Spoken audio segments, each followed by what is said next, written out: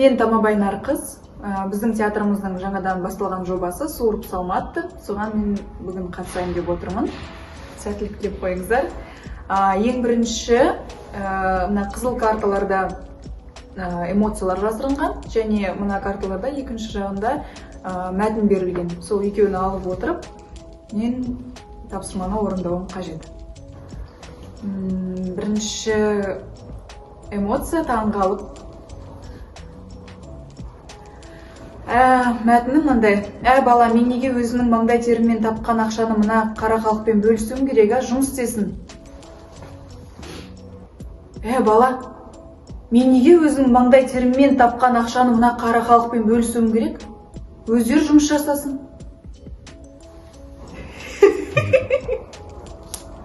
Бола ма? Почему андай тапсырмалар түспейді, типа, ызаланып, эмоция.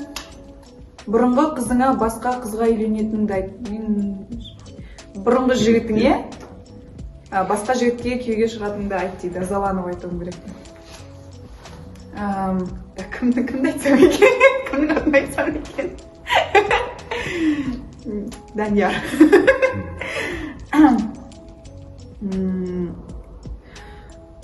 Данияр, сен түсінесің бе?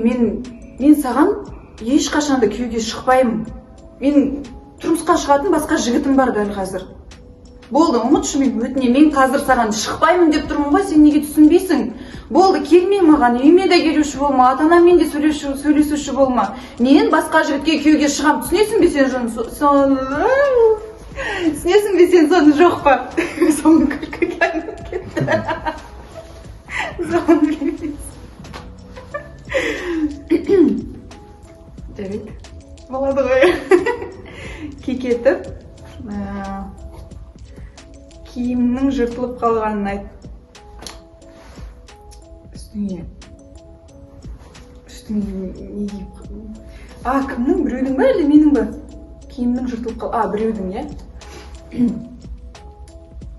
Сен үйден шығарда айнаға қараған жоқсың ба өзі? Әлде үйде айнаң жоқ па? Үстіңде киімме дейін жыртылып жатыр ғой? Болмаса саған айналып берейік, бәріміз жиналып, ақша жинап. Киім алып берейік, сен айтсашы. Былай жүруге болмайды ғой, бұл ұят қой. Жарайды, еркелетіп дейді. Еркелетіп. Так, екінші картасы қоп. Еркелетіп, дүкен сатушысына ақшаң жетпей тұрғанын айт. Енді түсініңізші. Шынымен енді осы жол жетпей тұр ақшам, бірақ келесіде әкеліп тастаймын. Мен қазір үйге барып келем, сосын сізге міндетті түрде алып келем. Өтінем, сата салыңызшы, мен асығып тұр едім. Өтінем, тәте. Сіз түсінесіз ғой, сіз мені жақсы көресіз ғой, мені кішкентай кезімнен, бала кезімнен бері білесіз, енді үйре салсаңыз болады ғой, енді жетпей тұр ақшам. Бірақ кешкісін міндетті түрде алып келем, уәде берем, я? Мұңды. Досыңа оның сүйіктісінің көзіне шөп салып жүрген жеткіз. Досыңа оның сүйіктісінің көзіне...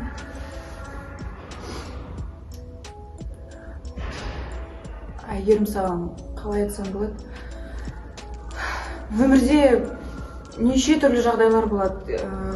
Сен алдымен мені асықпай тыңдашы, я?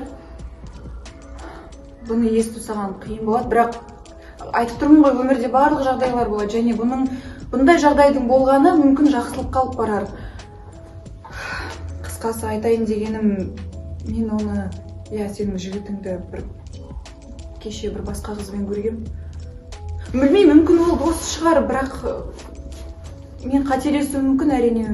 Мүмкін өзі саған айтар, бірақ менің ойымша ол сенің теңің емес, сен одан да басқа жігітке лайықтысың. Өтінем, тек жыламашы, мен білем, мен сен оны жақсы көретініңді, бірақ енді солай мен сөйтіп көрдім. Бәрі де жақсы болады.